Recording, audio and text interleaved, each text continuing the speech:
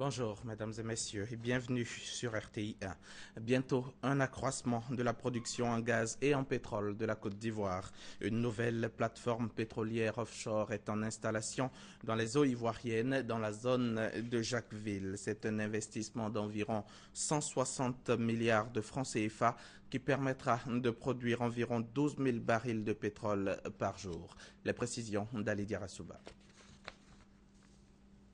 Cette installation a consisté à planter dans la profondeur de l'océan cette masse de fer appelée jaquette. À elle seule, elle pèse près de 3500 tonnes.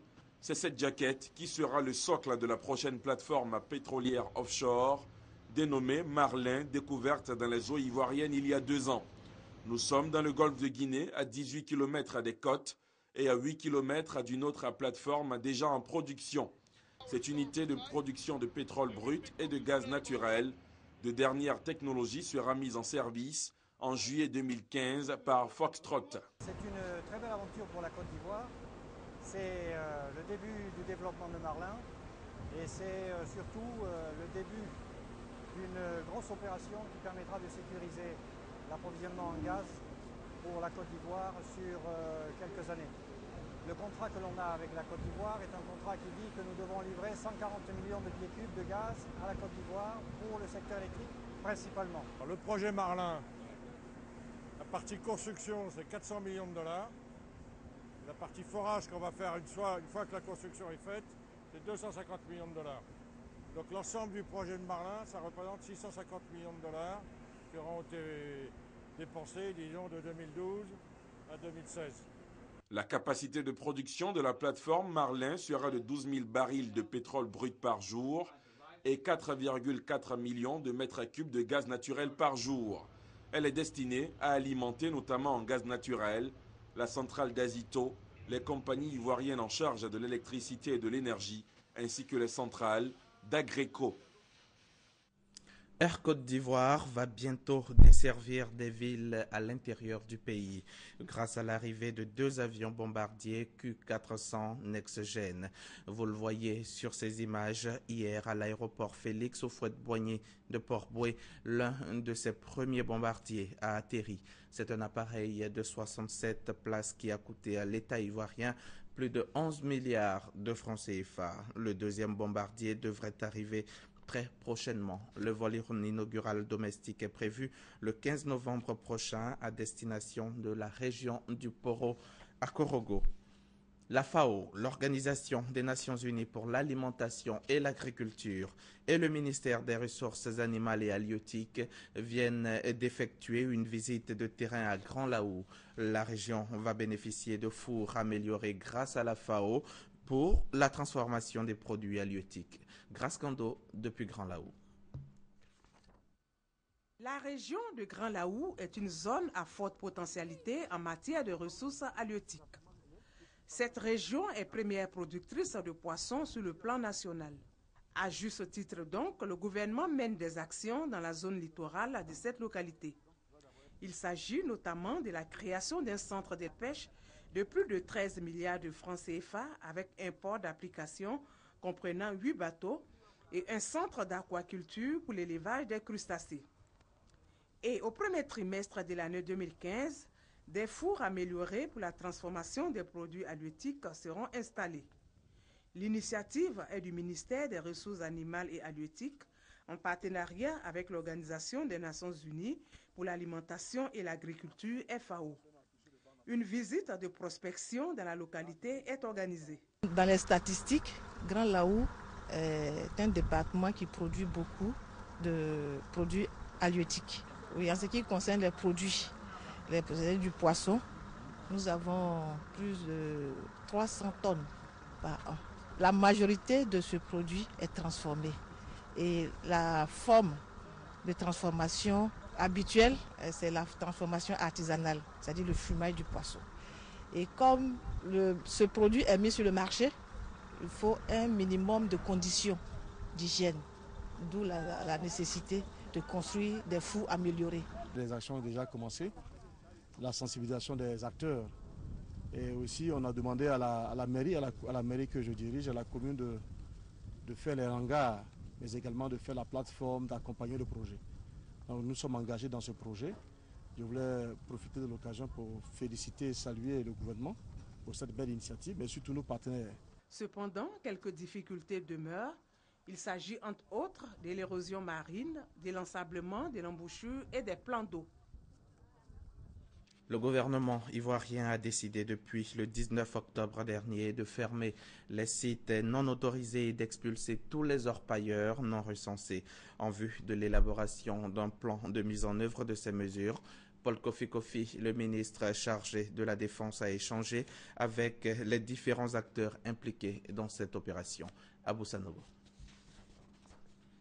La décision du gouvernement de procéder à la fermeture des sites non autorisés et l'expulsion de tous les orpailleurs non recensés tient de ce que l'orpaillage cesse dans la grande illégalité et que tous les clandestins utilisent pour leurs activités des produits polluants et toxiques tels le cyanure. Pour la mise à exécution de cette décision, des pistes de solutions devaient être ébauchées. D'où cette rencontre initiée par le ministre chargé de la Défense, Paul Kofi Kofi, avec l'ensemble des acteurs de cette opération et les professionnels de la filière aurifère. Ces mesures visent la maîtrise de l'exploitation de l'or en Côte d'Ivoire, avec en prime des dispositions particulières pour mettre un terme à l'alimentation clandestine du cyanure aux orpailleurs. Nous avons décidé de soumettre au gouvernement donc la décision de pouvoir contrôler davantage ces circuits et surtout pouvoir démanteler ces circuits illicites. La deuxième grande mesure, c'est que nous avons demandé aux forces de se retrouver et de proposer dans les meilleurs jours un plan d'opération de déguerpissement de ces sites. Ce plan donc sera soumis au Conseil national de sécurité et le président de la République nous donnera donc ses instructions en la matière. Relativement aux premières opérations de déguerpissement des orpailleurs dans la région de Diokanou, Paul Kofi Kofi a informé que 15 d'entre eux qui ont tenté de revenir s'installer sur le site ont été immédiatement mis aux arrêts. Jeunesse saine, protège-toi, c'est le thème de la caravane de sensibilisation sur le VIH-Sida à l'intention des jeunes. Une caravane qui permet de sensibiliser la jeunesse sur les comportements à risque pour éviter le sida et vivre une vie saine. C'est une initiative du ministère de la Promotion de la Jeunesse, des Sports et Loisirs. Konate Moussa, Barakissa Bamba, Franck Quadio. Démonstration du port de préservatifs, séance de dépistage, échanges et conseils. Nous sommes à Adjamé. La commune accueille la caravane jeunesse saine Protège-toi. Une vaste campagne pour orienter la jeunesse afin d'éviter le VIH-Sida. Cette pandémie qui touche 4,7% de la population selon les chiffres de l'UNICEF en 2007. Parmi les jeunes, surtout ceux de 15 à 19 ans, il y a un pic. Et ce pic-là, il est alarmant.